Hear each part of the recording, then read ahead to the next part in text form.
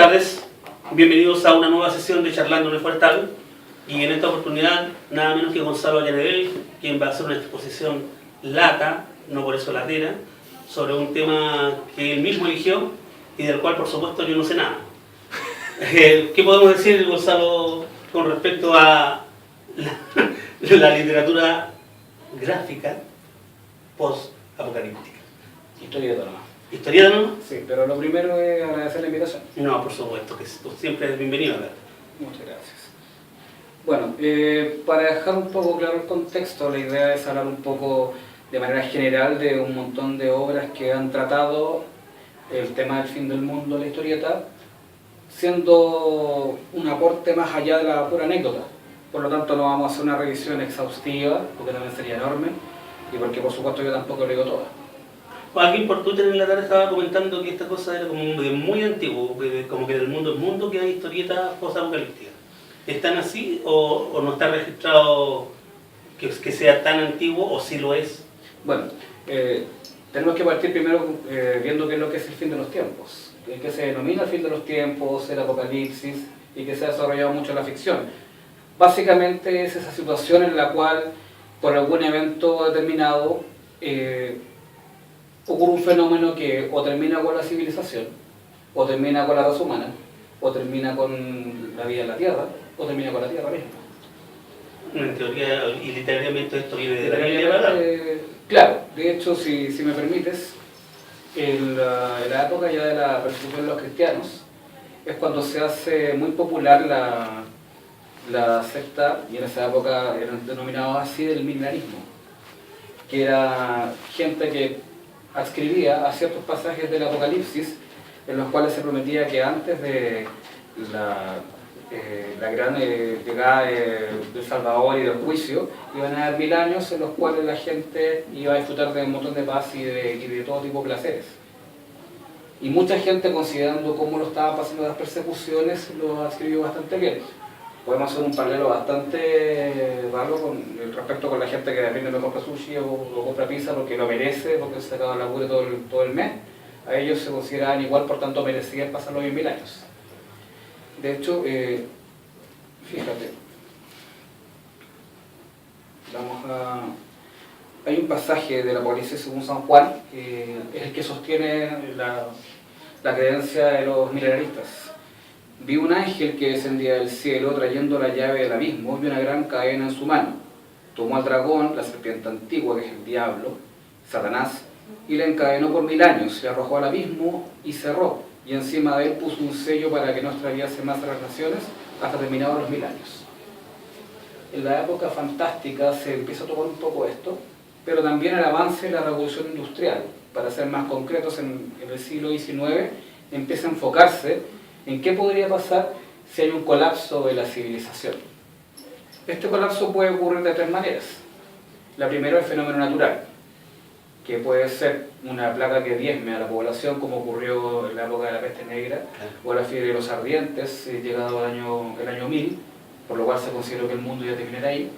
También puede ser un fenómeno cósmico, como un meteorito que impacte con la Tierra, o algo un poquito más potencial, como por ejemplo el supervolcán que está debajo del parque Yellowstone, y que en cualquier momento puede explotar, cambiando completamente la vida en la Tierra, y que es un peligro, una amenaza con la cual hemos vivido. Claro. Ya en el año 1893 hay un astrónomo francés llamado Nicolas Camille Flammarion que él publicó un libro ilustrado llamado El fin de los tiempos, o Fin du Monde, que fue la versión original. En ella él va registrando gráficamente la evolución tecnológica de la Tierra, que no va a la par de una evolución social, y en las últimas 2 páginas muestra una guerra total donde hay unas naves de combate similares a dirigibles que van arrasando todas las principales ciudades del mundo.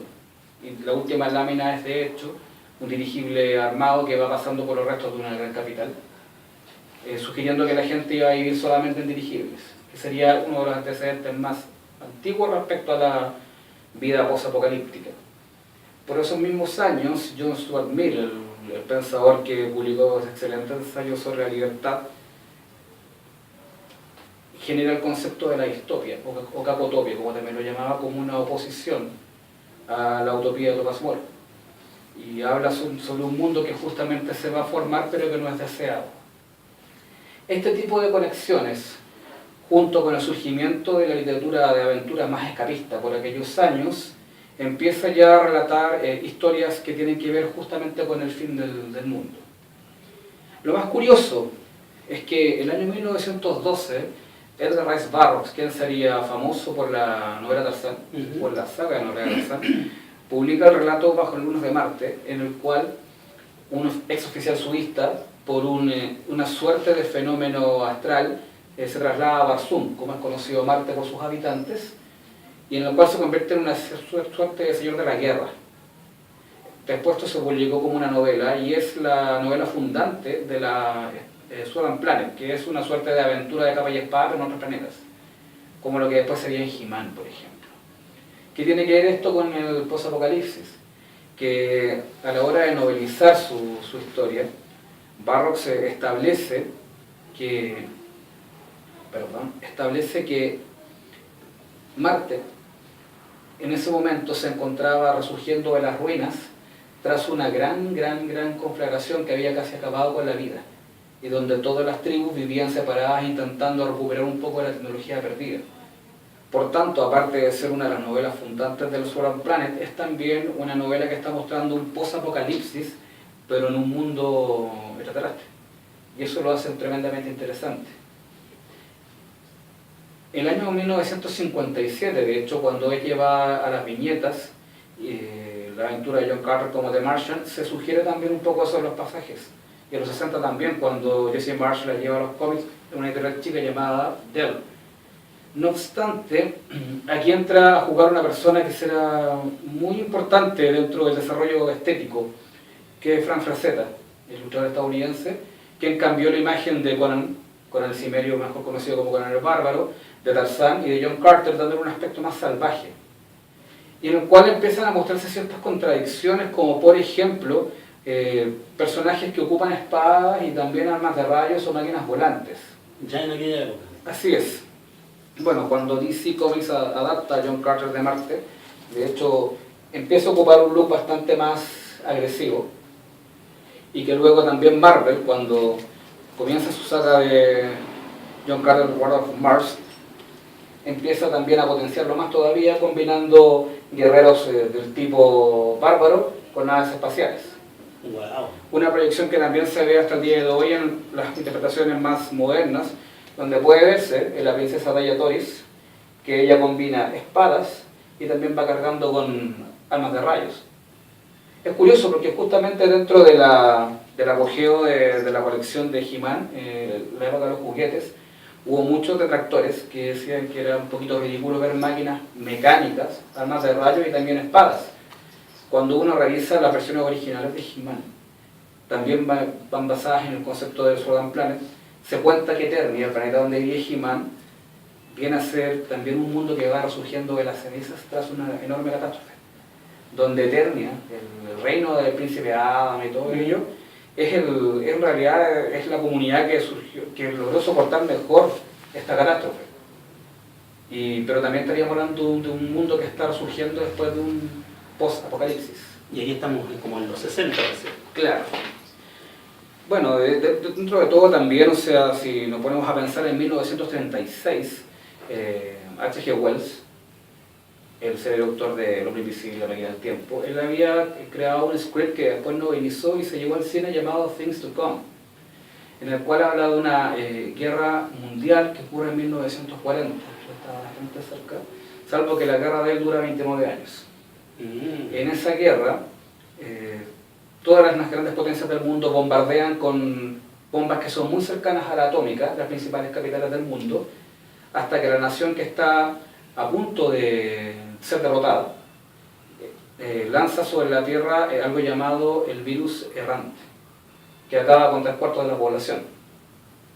Luego de eso, se ve, tanto en la película, que de hecho es súper recomendable, como en la novelización, que la humanidad intenta sobrevivir intentando cosechar, porque ya no se puede hacer agricultura, y también rescatando los pocos trozos de tecnología que hay, hasta que son, entre comillas, rescatados por una sociedad que se había mantenido fuera de la guerra y había sido más preocupada de rescatar tecnología.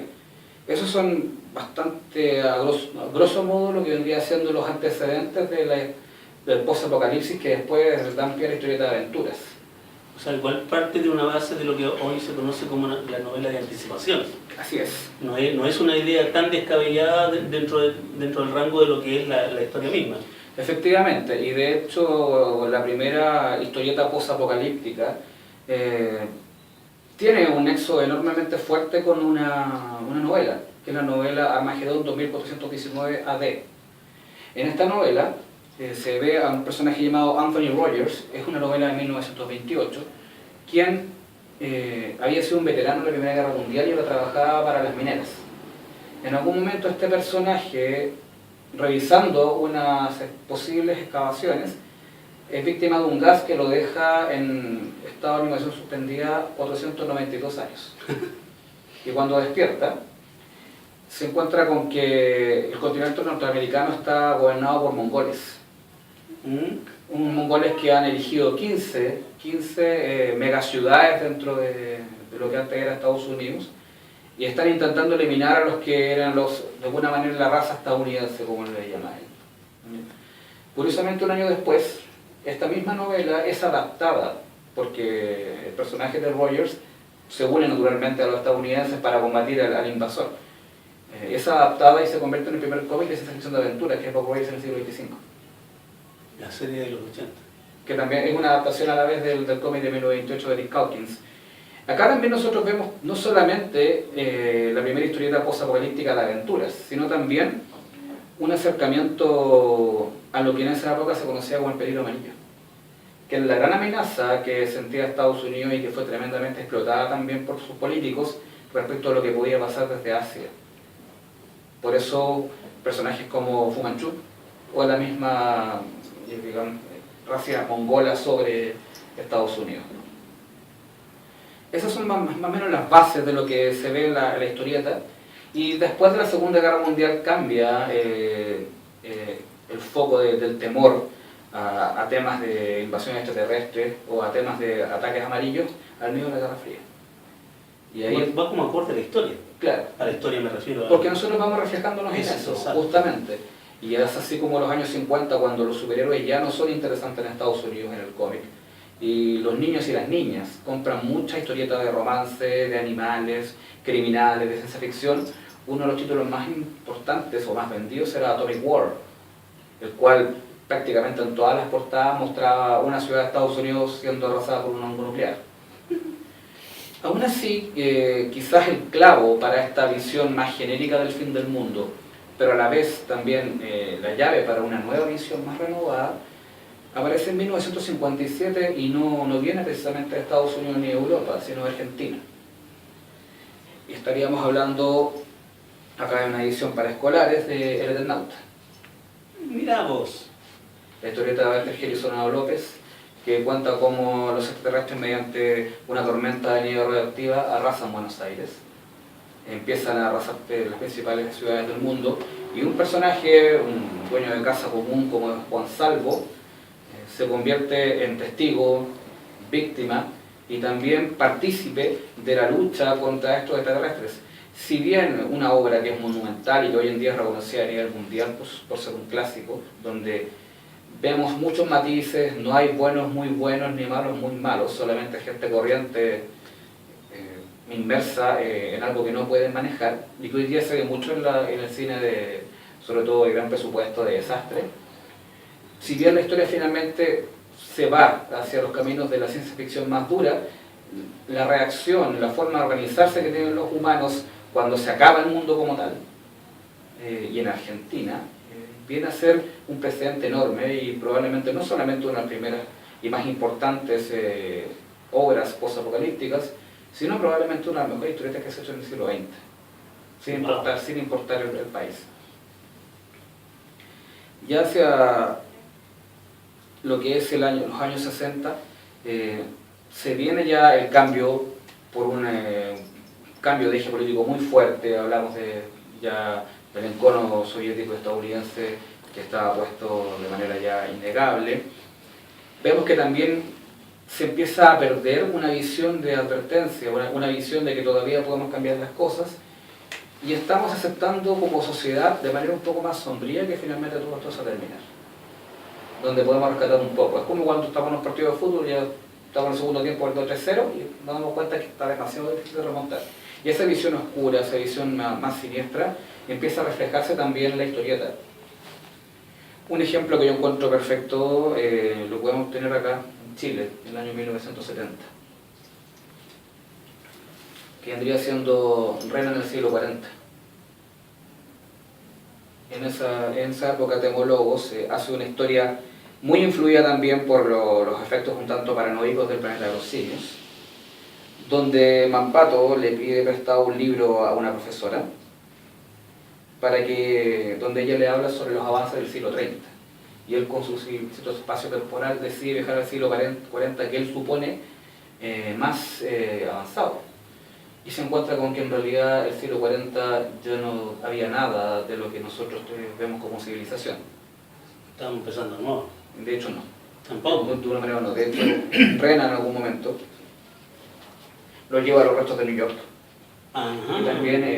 Y también en algún momento le indica que el único humano como tal en esa época es Mampato, ya que todos, absolutamente todos los habitantes que quedan en esa época son mutantes de una u otra manera. Es un acierto tremendamente grande de Temo Lobos, que aprovecho de decirlo, no tuvo justicia en las reediciones donde por una intención de darle más proyección internacional cambiaron algunas cosas de los diálogos finales y también se alteraron algunos dibujos para respetar el orden de publicación nuevo. Pero por suerte, esta edición que es de la época muestra un mundo bastante hostil, donde en el fondo tiene un final que podríamos hablar de alguna manera positivo más que feliz. Por algo Rana sigue apareciendo en las aventuras posteriores de Mampato, pero es bastante notorio que en un país como el nuestro, en una aventura que muchos podrían considerar infantil, parte de una gran disolución de Mampato es saber que viene la famosa gran catástrofe. Interesante. Algo muy parecido se da inevitablemente en lo que es la... Esta es la escena que dices tú, que es como el Exacto. planeta de los simios. De hecho ahí dice, esta es la New York del siglo 40, entre la y la muerte. Y es probablemente una de las viñetas más siniestras que yo he visto de Temo Lobos. En esa misma época sabemos de todas maneras que el superhéroe es lo que impera dentro de la industria del cómic como tal. Y hay varios intentos de mostrar futuros post-apocalípticos. Quizás el más logrado viene a ser del dibujante Jack Kirby cuando crea el personaje de Kamandi, quien tiene muchas semejanzas con Mampato en ese sentido.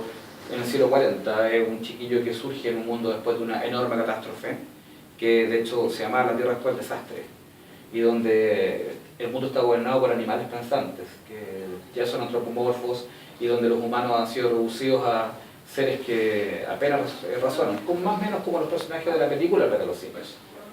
Kamandi avanzó por esa línea y abrió un camino a varias reinterpretaciones que hicieron con los años del mundo del superhéroe, donde también se pueden encontrar visiones con los personajes más antiguos. Marvel lo hizo de hecho con el tema de su proyecto The End, y en las cuales se proponía más o menos cuáles podían ser los finales de cada personaje, pero nunca con un desarrollo tan profundo como pasó con Kamandi. Una excepción quizá podría darla ya en los años 90, adelantándome para el tema del superhéroe, con Futuro Imperfecto, que es una saga donde Hulk viaja al futuro y se encuentra con un mundo...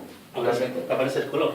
Claro, es un mundo completamente asolado, donde todos los superhéroes han sido destruidos por un villano que a la larga resulta ser él mismo en una versión anciana. ¡Wow!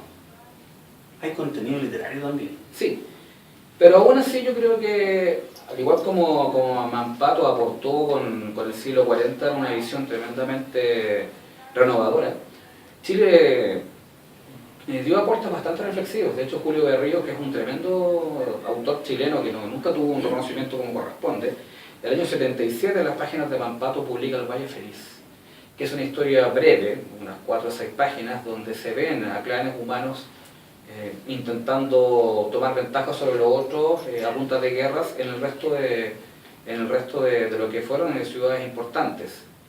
si bien dentro de todo hay personajes que mientras están luchando recuerdan algunas lecturas que tuvieron, porque algunos de ellos todavía leen, de advertencias de científicos que hablaban cómo el cambio climático que no estaba siendo controlado por el hombre iba a llevar a eso. Y la resolución que hace Julio de Río es que mostrar que claro, que ellos ahora son señores pero de un mundo muerto.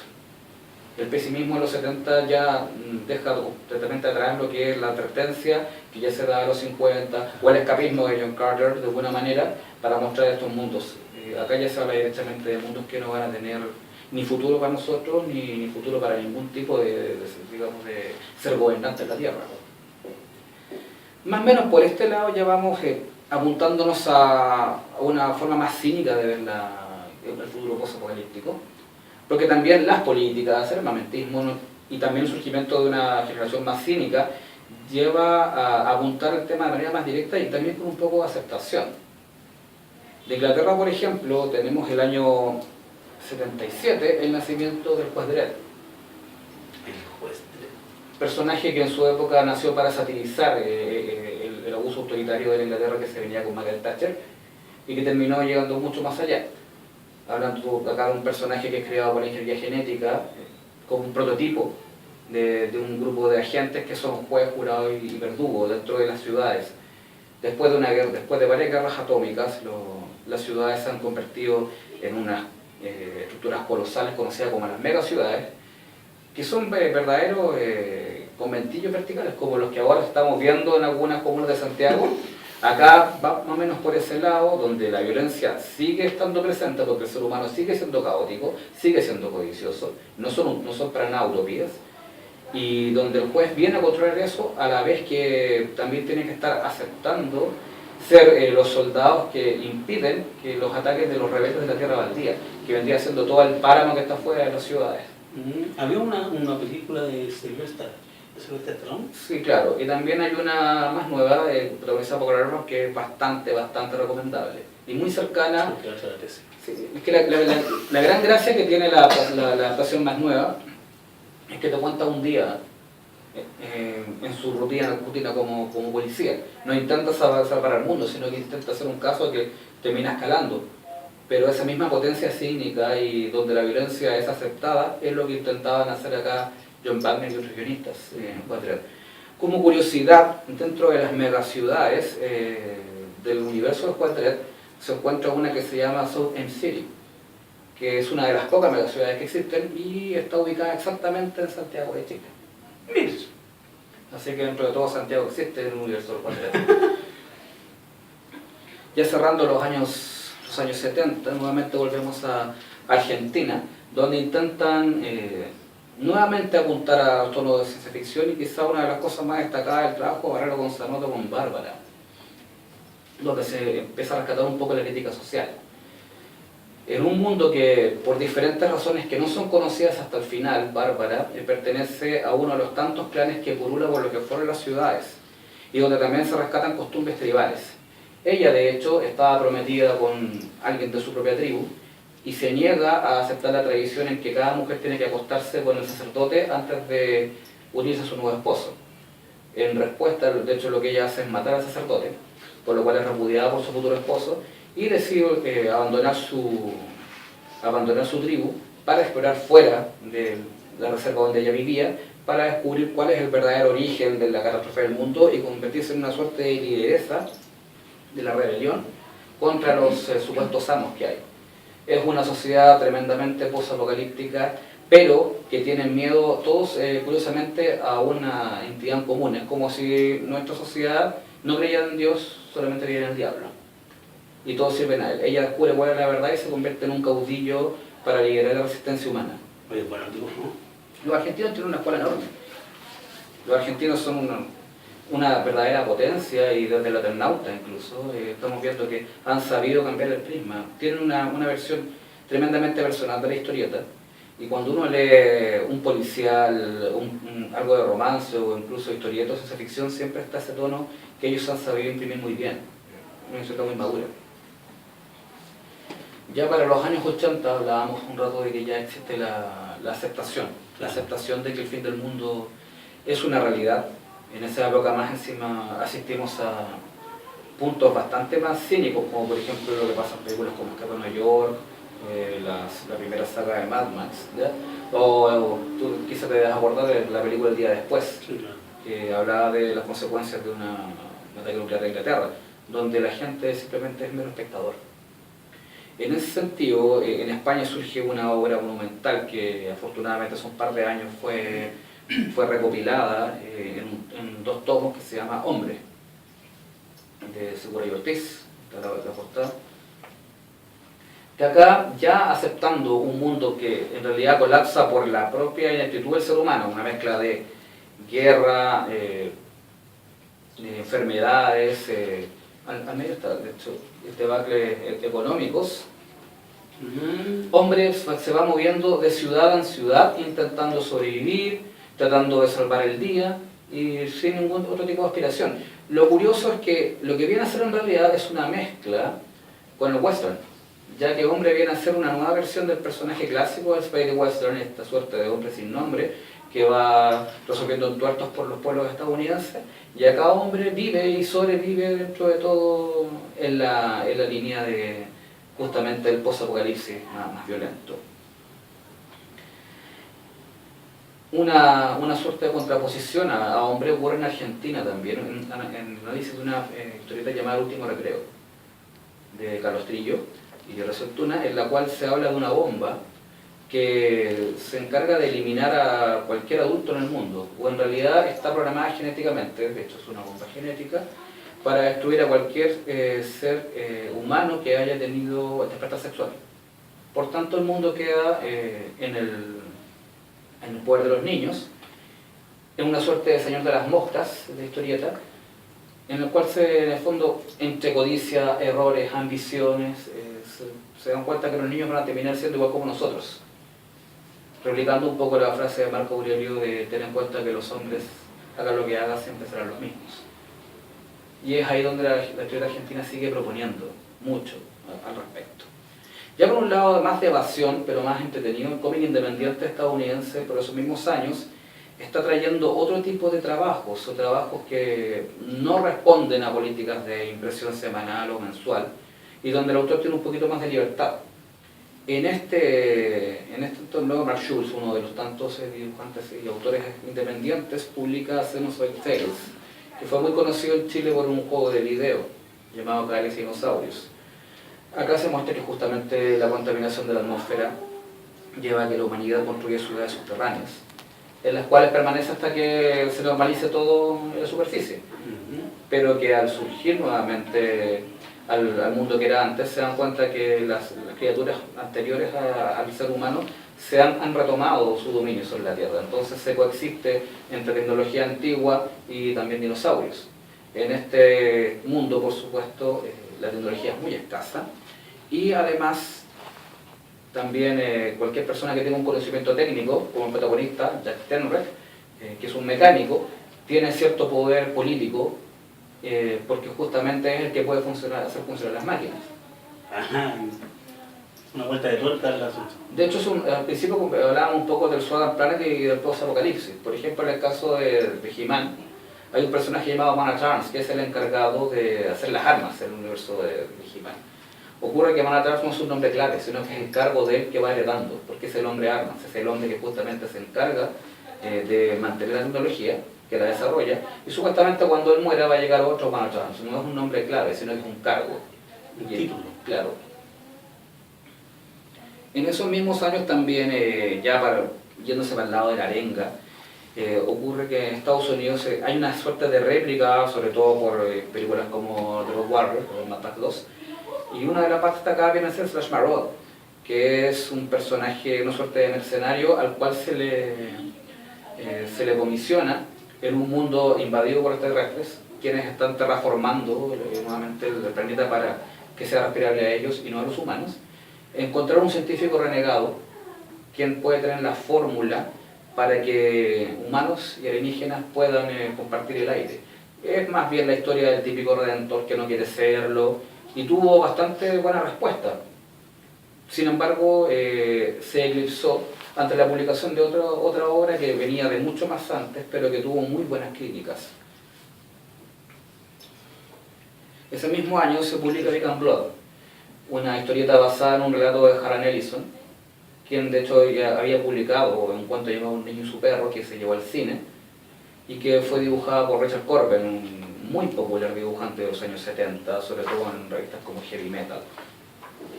Acá lo que nosotros estamos viendo es un mundo, probablemente de todos los mundos caóticos que he visto en aquella época, viene a ser el mundo más caótico de todos, donde estamos asistiendo a lo que queda después de los 5 días que duró la Cuarta Guerra Mundial. La cuarta. Y donde ahí ya no hay ningún tipo de ley y lo que tú encuentres, sea un encendedor o sea una lata de sardinas podridas, ya es tuya.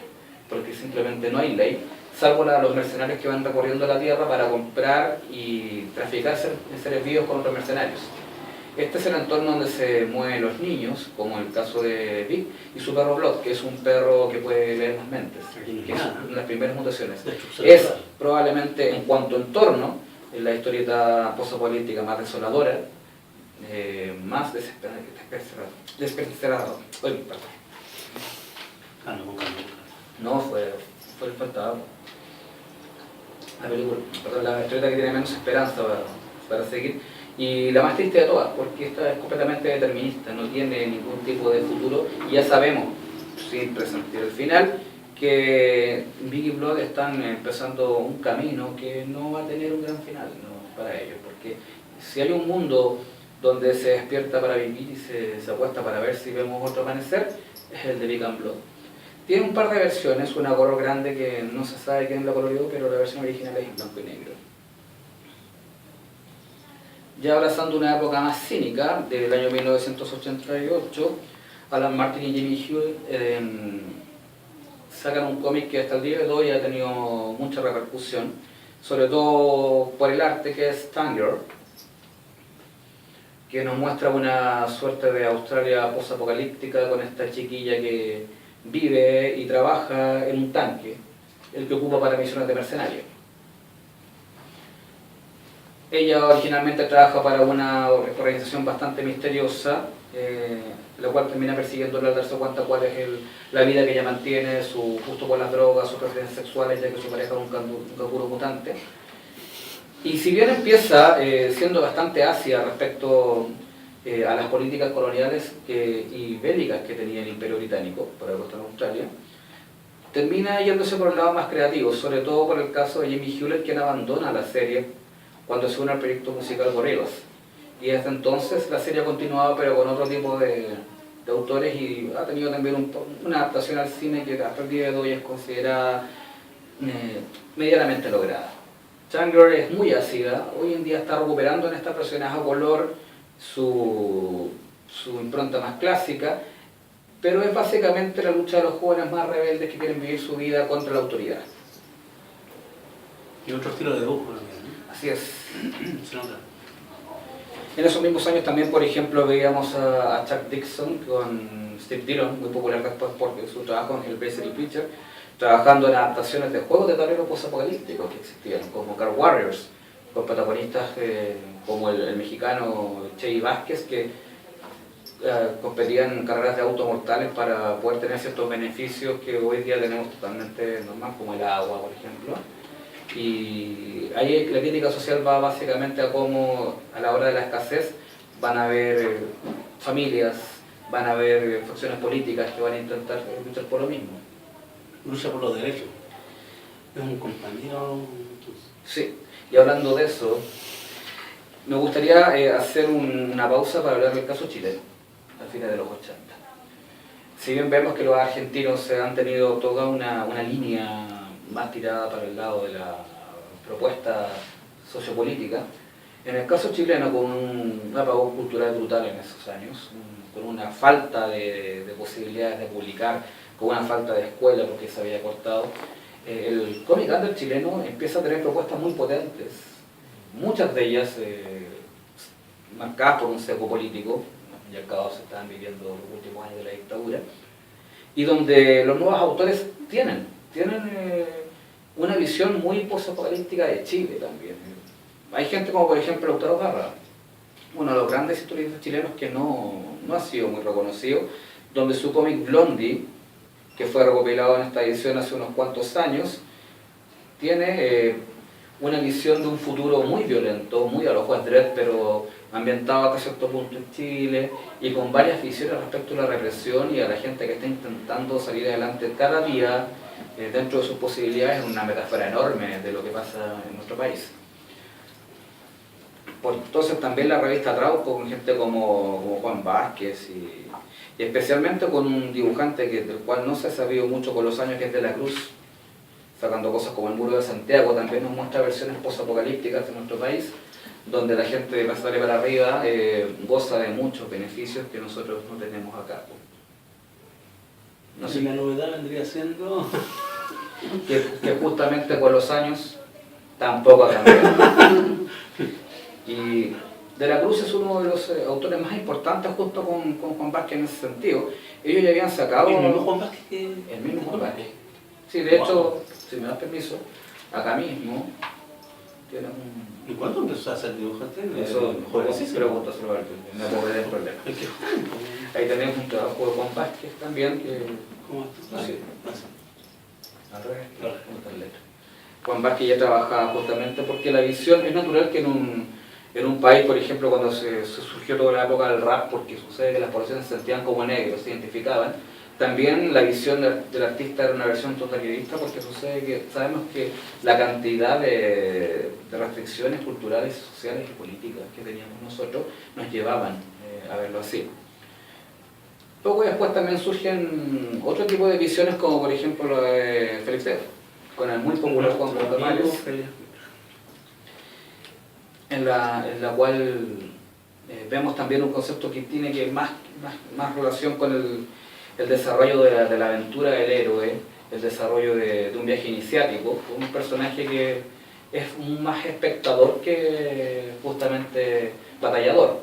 Es una suerte más filósofo que Mad Max, sí. Pero como muchos ocurriría en un mundo así, viene a traer una reflexión, lo cual es un tremendo aporte en ese sentido, más allá de su impactante estilo gráfico que no tiene ningún tipo de discusión.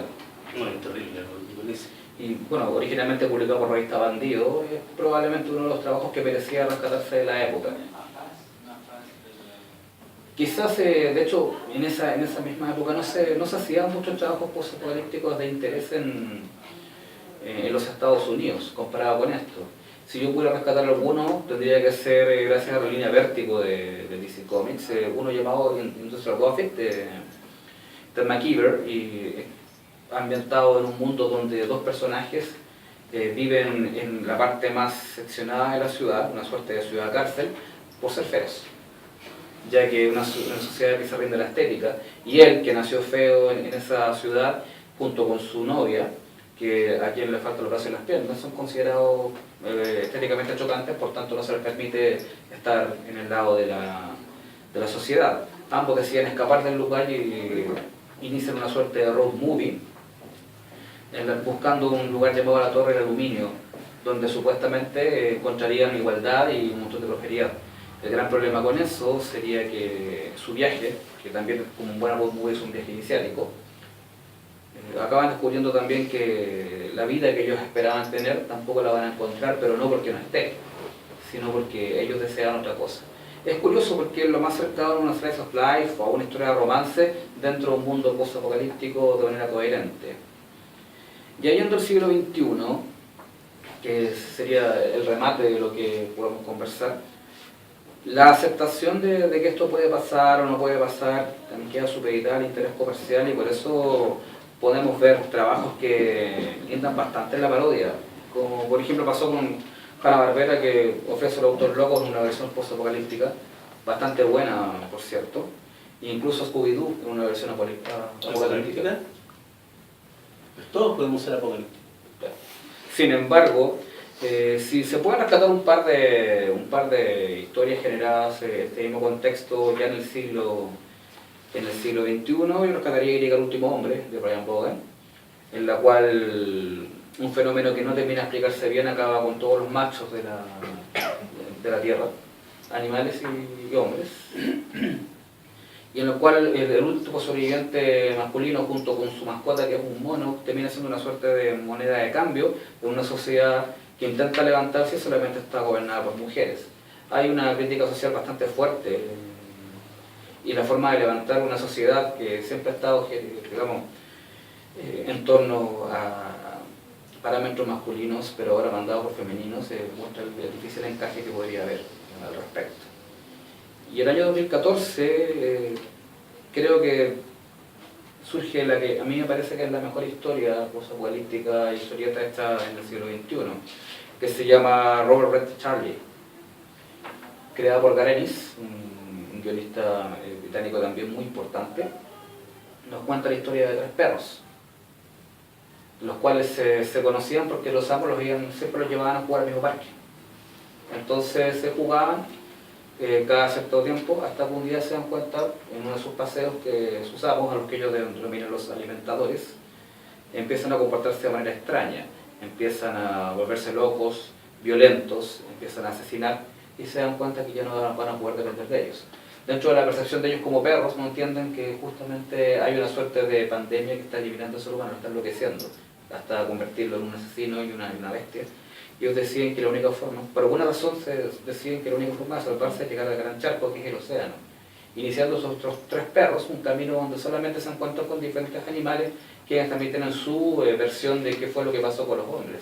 Y sufren la tremenda adaptación que tendría que sufrir un animal en un mundo donde el ser humano ya no existe. Es muy reflexiva, es una historia que tiene por supuesto su cuota de tristeza, pero llama también a pensar cuál es la versión de un fin del mundo que podría llegar para los animales. En ese sentido, para mí, insisto, es la mejor obra posapocalíptica del siglo XXI. Y bueno, probablemente una de las más recomendables a la hora de leer, si es que acaso efectivamente llega el apocalipsis y queda poco tiempo. ¿Está en español? También está en español. ¿Cómo vamos hasta ahí? Estamos bien. Preguntas, comentarios. Eso es lo que necesitamos, comentarios, preguntas. ¿Alguno de ustedes sabía la mitad de lo que hablaron acá? Mucho. O sea, están como yo. Bueno, dentro de todo eso fue también lo que... Bueno, también hay que entender algo, el post-apocalipsis es también un tema muy generacional, un tema que a nosotros los mayores de 40 nos toca mucho más porque vivimos la sensación de la bomba y eso también fue lo que me llevó a escribir Nuke en su momento, que es la reflexión de cómo veríamos nosotros el mundo y cómo la vería alguien que no tiene ese concepto, cómo es nacer en un mundo donde todo lo que nosotros conocemos como civilización no existe. Nosotros vivimos con ese miedo, un miedo que se ha estado diseminando, un miedo que ya no es tan patente, que pasamos de ver los experimentos de Corea del Norte para luego ver cuál es el último meme que se está dando vuelta, y ya no existe ese terror. Cuando ocurrió el estreno del día después, la película inglesa del 86, hubo movimientos a través del mundo para exigirle a las autoridades que eliminaran el arsenal nuclear. Eso ya no va a pasar. Nuestro mundo está demasiado sobreinformado, es un mundo que tiene demasiadas distracciones y hemos aceptado, como quien acepta vivir con una enfermedad terminal, que eso puede pasar o si no. No sé si será cinismo, pero es una forma de ver la vida completamente. Por supuesto, un poquito también traer, aterrizar el tema de cómo se veía el mundo después del fin. Y como vemos ya en el año 1895 se estaba viendo una versión más bien tecnológica y pasamos por una revisión social hasta la parodia. Hoy en día historietas como Sally of the Wasteland solamente se dedican a mostrar pechuga y puñetazos en un mundo así, que puede ser muy lúdico, pero no hay una reflexión como la que había antes, y eso habla de que hay un mundo que para bien o para mal también se terminó, que es el de nosotros por ese lado. Un poco más light ahora. Nos lo tomamos con Andy. Todos son informados. No sé si tanto. Ajeno ya, solo que no puede llegar a tanto el tema, andaba poniendo recursos, pero así que imagínate la camioneta que me pedí. Pero es bastante menos informado. Hablaste del día después. Claro. Hay una película gringa, que no sé si la había comentado, que viene como respuesta un poco un día después, que son como 6 horas antes de morir. Claro. No sé si la comentaste, No lo habíamos hablado. pero tiene que ver justamente con una forma un poquito más, no sé si madura, pero más bien resignada. Ese es el tema. Hoy en día películas como Book of Eli, hay un montón de películas que se hacen con un entorno de post-apocalipsis donde lo que importa es el entorno y la reacción del ser humano es normal, pero no hay un llamado, tampoco hay una situación violenta como Juan Dredd, tampoco hay una versión absolutamente pesimista como en Big and Blood, porque como sociedad, de nuevo, según lo veo yo, insisto, la sobreinformación que tenemos ha llevado a que ya no entendamos nada. Claro, creemos entenderlo todo, pero en el fondo no estamos entendiendo nada. Incluso hay que fijarse que antiguamente para publicar un artículo en un diario, yo estudié periodismo, tú estabas acostumbrado a cierta cantidad de columnas. Hoy en día con internet tienes que hacer toda la información que quepa en un solo párrafo para captar texto inteligente. Hemos resignificado todo.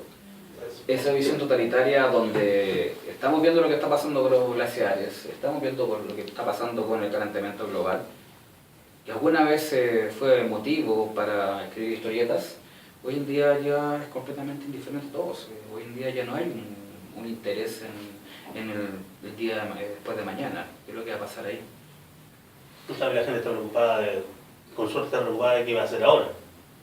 Por eso es súper interesante ver la reflexión que se hacía, justamente que hacían los milenaristas en la época de las persecuciones cristianas, la misma que después se vio en la Edad Media con la fiebre del milenio, la que se vio justamente con el escapismo de mostrar mundos donde ya había pasado, eso es el caso de John Carter, lo que pasa con el Eternauta, lo que pasa con Manhattan en el siglo 40, donde se veía efectivamente que lo que nosotros estábamos haciendo tenía consecuencias, fuera por el lado político, fuera por el lado ecológico, porque si bien es más fácil echarle la culpa a una invasión extraterrestre o al castigo divino, que también es una forma de post-apocalipsis, en realidad son nuestros factores los que nos van a llevar al fin. Pero hoy en día parece ser muy lejano, porque básicamente estamos más preocupados de pasarlo bien hasta el momento en que caiga la Donde se bomba. pueda. Prácticamente como que no hay como la sensación de que no, va a pasar. Es como que... Exacto. Como si pasa... Sí. La generación nuestra tiene ¿sabéis qué? Sí. Va a pasar tan frío. Cuando Por yo- eso mismo, esos términos de película, donde efectivamente terminó. O sea, el caso de 6 horas para la muerte, con el tema de el helicóptero se cae al pozo y hasta ahí nomás llegamos y vamos a ser diamantes. ¿Entendés? O sea, esa es la línea final de la película, tal como en un día después de mañana el tema de directamente de la guagua como nace. O sea, teníamos esa sensación de que sí, va a pasar, estamos fritos y por lo mismo tratemos de evitarlo. Hoy en día es como que no va a pasar nada. Exacto. En ese sentido me gustaría mucho rescatar una película que habla un poco de eso, se llama Fail Safe, que para muchos es como Doctor Strangelove pero en versión seria, donde por un error de la programación a un piloto que está orbitando, que está planeando constantemente sobre el planeta con un cargamento nuclear, le llega la información de que, errónea por la computadora, de que la Unión Soviética lanzó un ataque nuclear. Y toda la película se trata de cómo familiares, amigos, los propios militares, científicos intentan convencer al tipo de que es una falsa información mandada por el sistema y el tipo está completamente mentalizado de que no le quieren engañar, por tanto tiene que arrojar la bomba, sabiendo lo que va a provocar. Es una película hecha con un muy reducido presupuesto, 1961, si es que no me equivoco, y llama a esas reflexiones que ya no se hacen, justamente. Y que en todo caso después se daría el caso contrario en la realidad, con el tema de este Víctor, encargado de radares, que toma la decisión de no disparar cuando todo el sistema le decía disparar y le dicen no, esto es mentira, no disparo.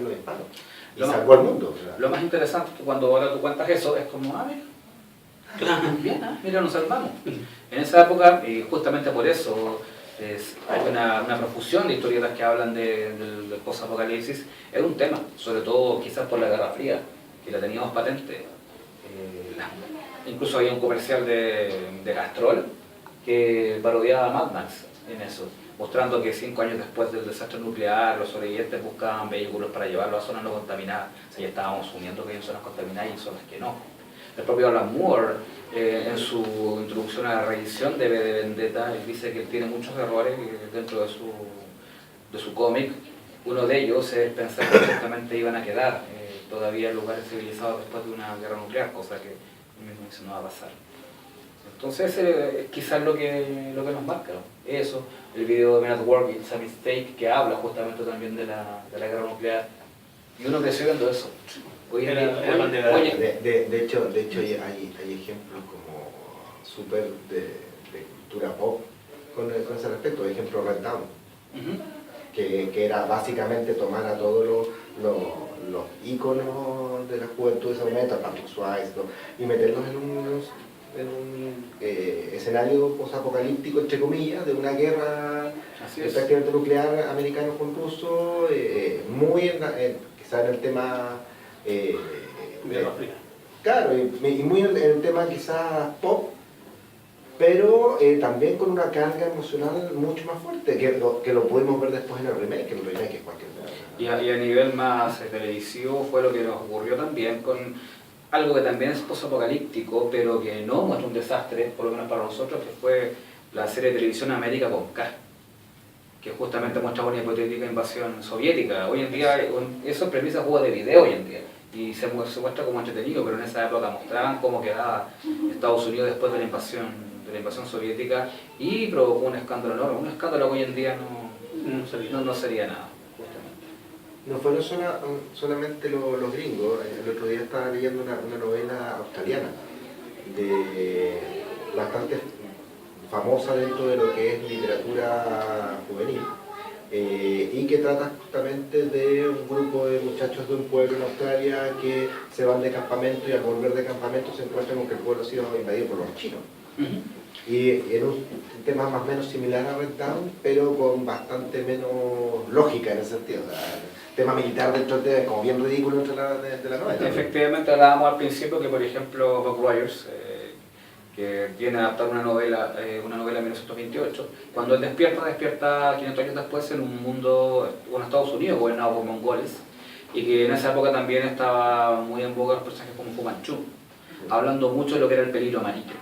Y es más, o sea, ya saliendo un poco del post-apocalipsis, en las primeras historietas de Iron Man, vemos a un Tony Stark en plena era hippie que vendía armas y sus enemigos eran Dinamo Rojo, que eran Garra Amarilla, Último, el Mandarín o el Hombre Titanio, que o eran soviéticos o eran asiáticos. Y muchas veces también Iron Man hizo enfrentamientos, comillas, oficiales contra personajes que venían de esa esfera. El miedo, así como los 50 por la ciencia ficción venía del planeta rojo, que subliminalmente eran los comunistas, siempre ha sido una forma de marcar la forma en que Estados Unidos lleva su política. Pasó con la guerra con España buscando la excusa de la explosión del Maine, pasó con el tema de la guerra en Vietnam, pasó con el Lusitania, pasó con Pearl Harbor. Ellos siempre han manejado el miedo y por eso también lo explotaron muy bien con el tema del post-apocalipsis y también con las distopias. Desde el show de la guerra con España, como Randall Hearst inventa una guerra de la nada, netamente para crear esta ¿cómo se llama? Esta conciencia libertaria americana, que tú analizas la guerra, es impresionante como de partida como la arrasaron con los españoles, que a todo esto venían desde el chiste con nosotros. Nosotros fuimos los que partimos con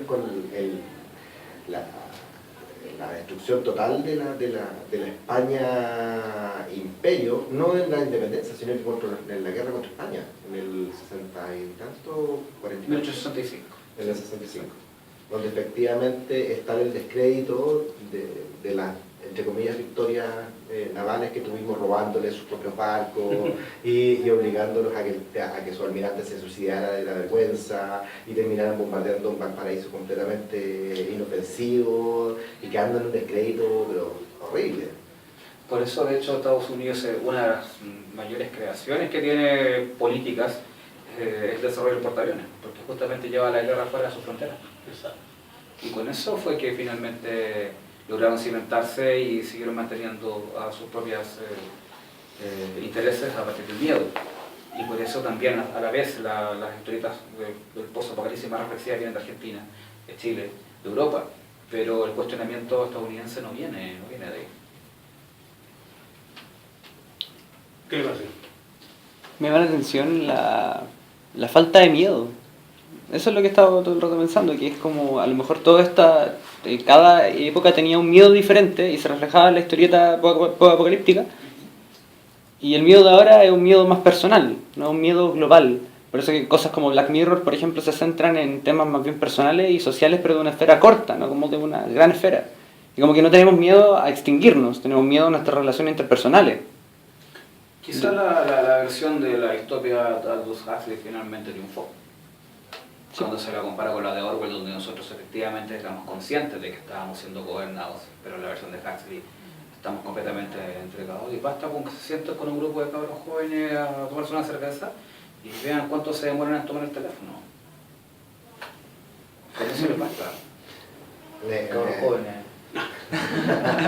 Entonces ahí estamos viendo la aceptación que por sobre el post-apocalipsis hoy en día ya estamos básicamente es la en una distopia. Es interesantísimo que, por ejemplo, Marshall McLuhan en su época, él hablaba de una aldea global, él hablaba de una proyección de una suerte de gran cerebro mundial, y mucha gente lo criticó, mucha gente a McLuhan dijo que se había equivocado porque no había un evidente gran cerebro político que gobernara el mundo. Y creo que nos hemos equivocado en algo enorme. Las guerras no tienen un móvil político, sino económico. Desde el primer hombre que mató a otro para quedarse con su mujer o quedarse con su casa. El tema viene de ahí. Y hoy en día en los móviles económicos sabemos que hay empresas que tienen una entrada económica anual mayor que la de varios países. Así como se sabía en su época que el candidato de los republicanos en Estados Unidos era designado por el Chase Manhattan Bank. Cosas que la gente, cuando uno las comentaba, decían: estoy viendo mucha tele. Estoy muy pegado al tema conspiranoico. Pero eso ocurría. Si no, el mejor ejemplo de por qué Rothschild se volvió millonario en Inglaterra en su época. ¿Lo conocen? Rothschild sucede que con 24 horas de anticipación sabía que Napoleón había sido derrotado en Waterloo. Pero él le pagó a un montón de gente para que fuera por Londres, diciendo que Napoleón había triunfado. Por tanto, el próximo paso era invadir Inglaterra. Entonces los empresarios, los navieros, los empresarios mineros, ¿qué es lo que hicieron? Aparecían en su puerta Rothschild diciendo: compadre, yo te compro las cosas, yo voy a quedar acá. Y a las 24 horas después, cuando supo la verdad, Rothschild era dueño de Inglaterra.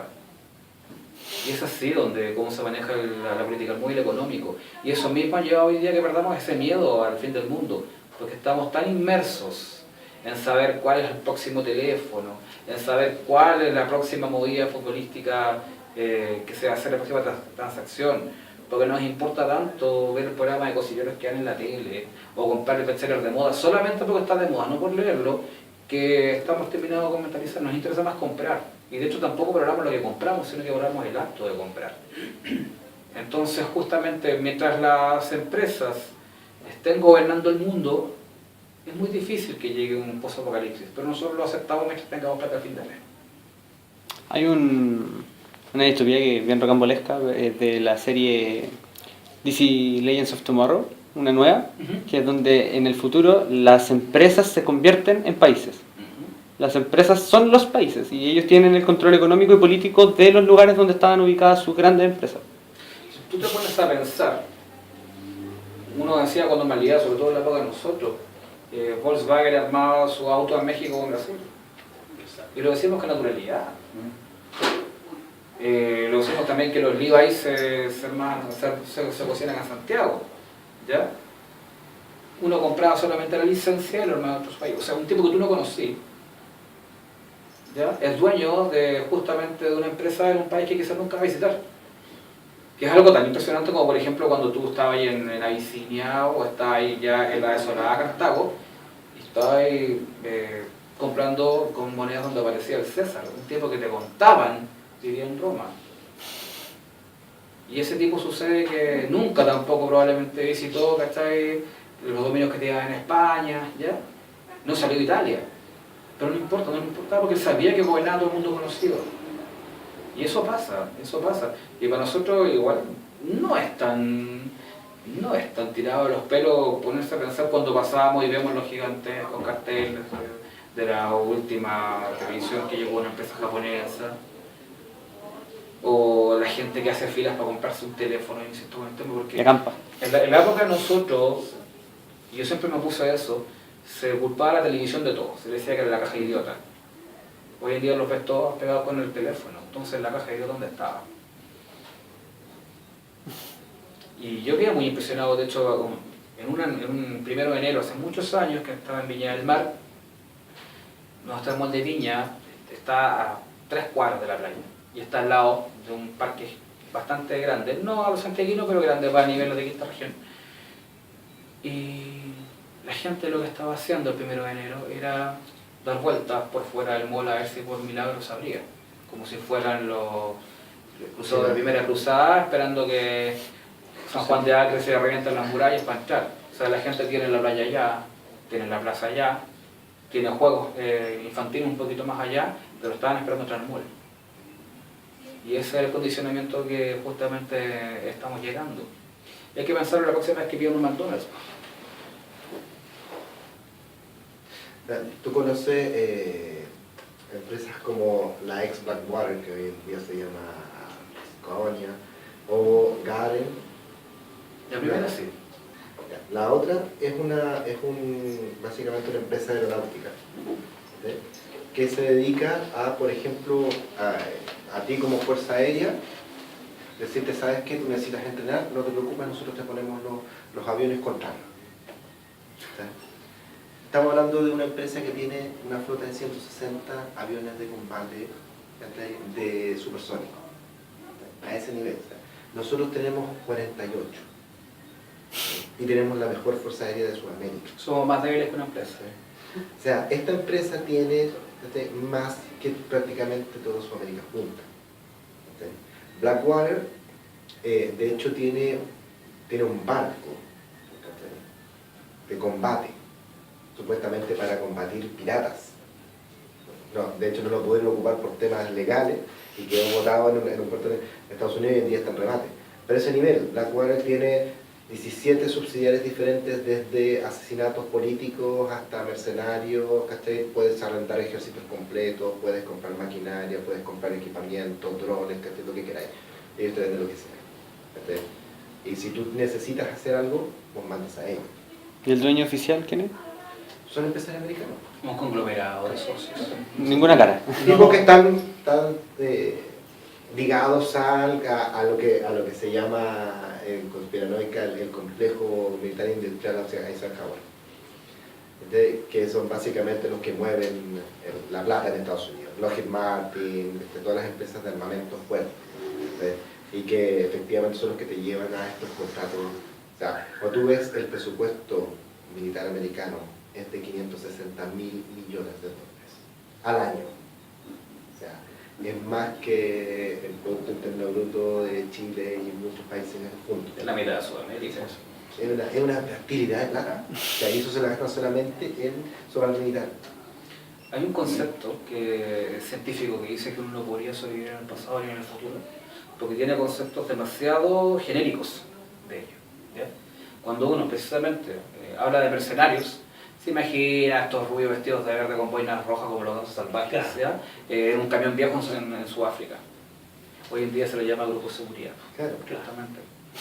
Y es por eso que, por ejemplo, después tú encontrás un poquito cándida las visiones del futuro que tenían los 50 o los 60. ¿Ya? Por eso uno perdonaba un poquito que la Enterprise tuviera una parabólica, con tecnología que ya no podría ocupar hoy en día, o por lo mismo que tuve en historietas puede ver a Jonas Hex que raptaba al oeste y es gladiador en el futuro, y donde todos siguen hablando inglés, y todas las estructuras sociales son las de nosotros.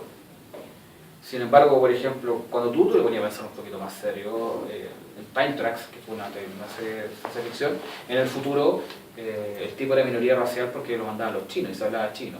Y son cosas lógicas que se van armando. Nuestro concepto es demasiado lineal, por eso creemos que la televisión justamente es la culpable de todo, por eso creemos justamente que es algo del futuro, que las corporaciones mandan el mundo. Pero ya lo que reflejaba Iron Man Crash el año 86, lo que reflejaba Ghost Rider 2099, lo que reflejaba Johnny Mnemonic, Blade Runner si quieren, ese concepto de un futuro violento muy cyberpunk, eso ya existe, solamente que no se ve porque no todos andamos en unos bolios que presentan Lamborghini.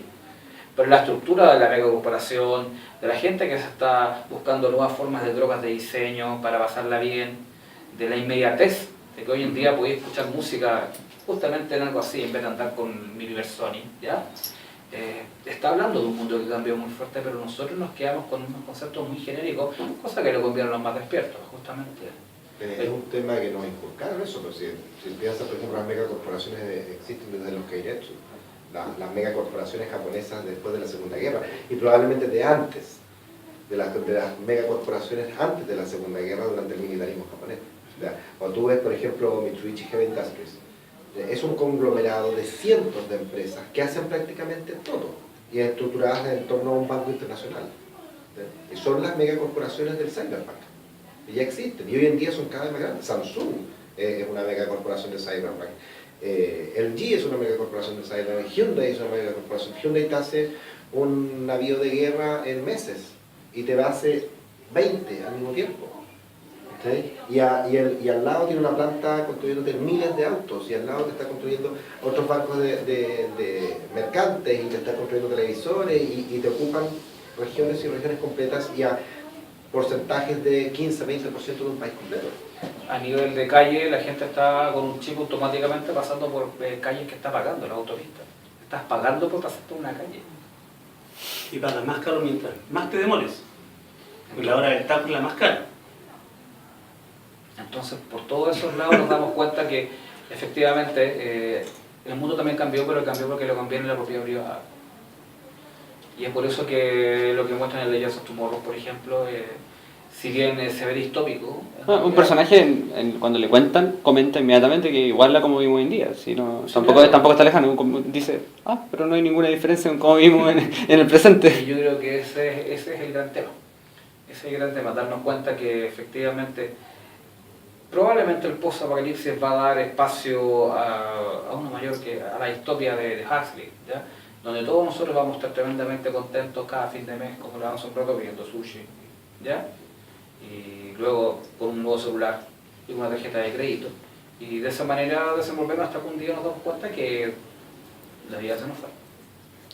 Ahí van a seguir nuevos trabajadores en lugar de nosotros. Hay una frase en el Mundo Feliz que a mí me ha marcado mucho, que es cuando hablan de las películas, de los libros y de todo. Y el tipo lo que te dice básicamente son remakes y remakes y remakes de las mismas historias y de la misma historia. O sea, si todo el Mundo Feliz lo tomas y le cambias, entre comillas, esas palabras por las palabras actuales, te das cuenta que estás en el Mundo Feliz de Huxley. Nosotros seguimos viendo remakes de las mismas historias, de las mismas cosas, seguimos estando en las mismas condiciones, seguimos dando las vueltas, exactamente las mismas vueltas que Huxley lo pusieron. Máscaras. Bueno, según yo peligro máscaras, se da cuenta que se trata de eso. Y bueno, no sé si va a haber segunda edición. Y bueno, justamente por el mismo ejemplo, y un muy buen ejemplo también, una historieta post-apocalíptica que fue muy comentada por su adaptación al cine fue Carwire, que fue adaptada con Pamela Anderson de protagonista, donde ella dueña de un bar y llega justamente su expareja con un tipo que necesitan unos códigos que tiene ella para pasar a la zona libre y seguir luchando con la resistencia. La película fue encontrada horrible y si se dan cuenta lo que les acabo de contar fue el resumen de Casablanca. ¿Qué cumplió su tesis? Una gran película, pero eso para otra Esa para nuestra película. Oye, exacto. Pero con respecto al tema de los zombies, hay algo que a mí me llamaba la atención, que no sé si, y lo discutí el otro día porque no sé si cuántas obras se han hecho que tengan un, entre comillas, final feliz. ¿Sí? En el sentido de que la mayoría de la literatura Z y las películas general todas terminan con estamos fritos. Lo que pasa es que al principio comentábamos que los escenarios del fin del mundo se dividen en tres factores. El factor de la naturaleza, que es esencialmente el meteorito que cae a la Tierra, la pandemia, el factor humano, que es la rebelión de las máquinas, que también viene a ser la guerra por el petróleo, la guerra nuclear, y finalmente el sol natural. En lo sobrenatural, que viene a ser, por ejemplo, el castigo divino, la invasión extraterrestre, o el ataque zombie, son factores que no dependen del hombre y por tanto en lo general no logramos salir adelante. Pero yo sé que, a ver, en Guerra Mundial Z efectivamente se sale adelante Claro, hay una... y justamente es contar la historia de cómo básicamente llegamos al otro lado. Exacto. ¿Ya? Pero aún en Guerra Mundial Z el tono es oscuro, es pesimista en ese sentido. Lo digo porque justamente en Chile Z, yo lo que traté de hacer es darle una vuelta completamente diferente y ponerlo desde el punto de vista de un país que sobrevivió bien, sin tener que hacer ese sistema. Pero me quedé siempre con la duda y buscando mucha de la literatura Z, si es que existía esa visión antes. Lo curioso es que eso generalmente reciben parodias como Shaun of the Dead. Claro. Donde efectivamente hay un final feliz, Claro. de una u otra manera. Pero también ha pasado con la historieta de zombies, por ejemplo, que se han ido por el lado más personal. De hecho, hay una que lamentablemente no recuerdo el nombre, pero que se trata de un trío. De un tipo que con su mejor amigo que está enamorado de él y la novia sobreviven. Pero no se da cuenta que, bueno, en realidad sobrevivió él y dos mujeres, uno y una otra mujer. Y esta mujer era el amigo que se había operado justamente antes del apocalipsis para declarárselo. Pero se dan por ese lado. En general, una visión más positiva no se da. En la ciencia ficción, claro, o sea, dentro de todo, la Guerra de los Mundos tiene un final feliz. Claro, por eso, en el caso de las invasiones normalmente... Pero los actos de Dios en el acto zombie son más caóticos. Por tanto, se intenta ver la reacción del hombre contra algo que no puede controlar, porque a diferencia de una invasión marciana o venusina, donde hay un gran cerebro por lo general, no hay suficientemente ni de zombie. Que es bueno, a excepción en algunas obras muy mediocres, ¿cachai? Claro. Muy mediocres, como que con el super zombie, ¿cachai? Como que tiende a joder todo el tema. Entonces, la mejor literatura Z es básicamente de... Somos nosotros somos nosotros mismos, pero contra ya, la entropía, ya. y uno cómo combate la entropía. Entonces, por eso un poco fue el tema de tratar de darle una vuelta de tuerca a la eterna repetición, pero ya en el tema de zombies ya estamos casi en una eterna repetición de básicamente Romero una y otra vez. Exacto. Entonces, y ahí ya estamos un poco... O sea, por eso fue tan importante echarnos de Dead como para sacarnos un poco de Sí, y la verdad es súper valiosa, muy valiosa dentro de todo. Porque justamente ahí tenemos un apocalipsis que va a tener consecuencias muy brutales, pero que logramos salvarnos. Pero generalmente, y creo que este es un muy buen ejemplo, ¿qué fue lo que pasó cuando ocurrió lo del 11 de septiembre en Estados Unidos? Las primeras horas fueron caóticas para saber quién diablos había sido. En el caso de un ataque zombie, eso nunca ha importado tampoco en general, o sea, hay que sobrevivir.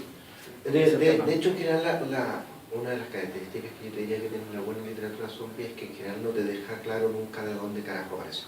No. O sea, siempre tiene que quedar la duda de qué pasó, fueron los chinos, fueron los rusos, fue esto, fue un tipo loco, ¿cachai? Etcétera.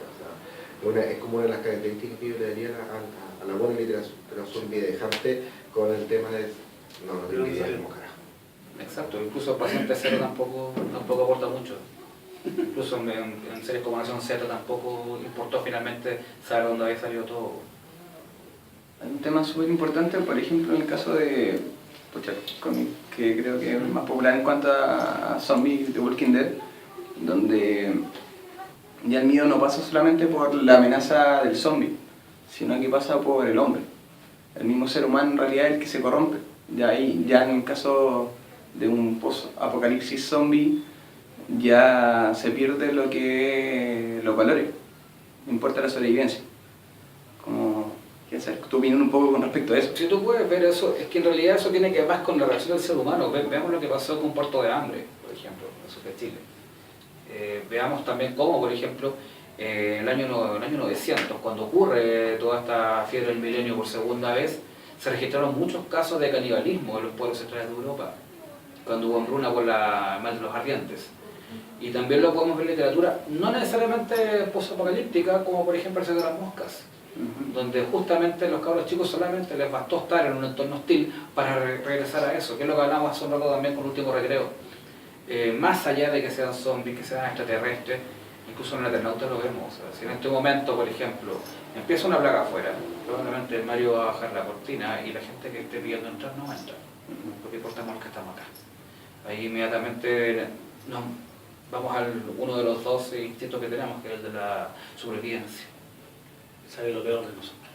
Generalmente sí, y ese fue el gran cambio que trajo literatura como o cómics como el Eternauta, la escuela española, o la propia Pato cuando hablábamos que en el fondo Claro. Pato en el siglo 40 era el único humano que había, porque la red de peligros, el mundo caótico al cual entras es un mundo de sobrevivencia. Me da la impresión de que puede que el fin del mundo haya pasado varias veces.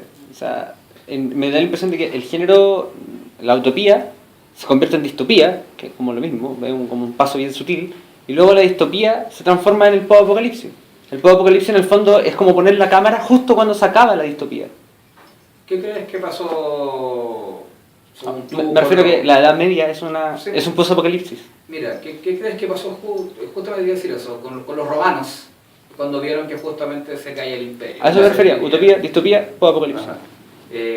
Eso pasa también en épocas bastante más caóticas, pero precisamente, para no hacer un spoiler por si alguien no lo ha leído, pero el final del libro Soy Leyenda habla mucho de eso. La inversión final, la última página hace que el libro sea brillante. El libro es entretenidísimo, pero la explicación final de lo que significa Robert Neville para esa sociedad es impresionante. De hecho, bueno, para mí uno de mis libros favoritos de ciencia ficción, y por eso no veo actuaciones así. Pero la propuesta de estar viendo todo el rato un libro entre vampiros y zombies que están, para darte cuenta en la última página que en realidad te equivocado, ¿no? Habla de eso. También habla, bueno, en general nuestras generaciones anteriores también han visto que sus valores han muerto. También hay profesiones que van desapareciendo. Hay una forma de ver el mundo. Algunos de nosotros todavía estamos en grupos de patrimonio, hacemos giras y rutas mostrando justamente este edificio que está, ya no está. Pero va a llegar un momento que eso no va a importar. En 200 años no va a importar. Lo que yo escribo tampoco va a importar. El punto era aquel, que si hay un post-apocalipsis, pero el curso natural es que se vuelve a parar todo y se vuelve a caer todo. O sea, hemos Y tenido no es varios... una explosión, sino que tal vez puede ser Es como una ralentización larga. fin de una era. Bueno, pero han habido, por lo menos, pequeños apocalipsis.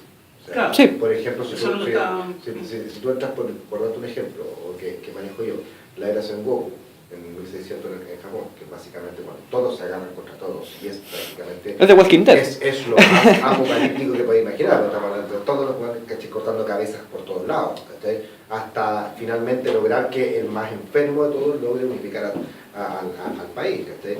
Eso es prácticamente un apocalipsis. Lo que pasó, por ejemplo, con el principio de la dinastía Qin en China, cuando surge el emperador, también, pero unas matanzas pero bestiales que está ahí, y donde prácticamente todo se tuvo que armar de nuevo.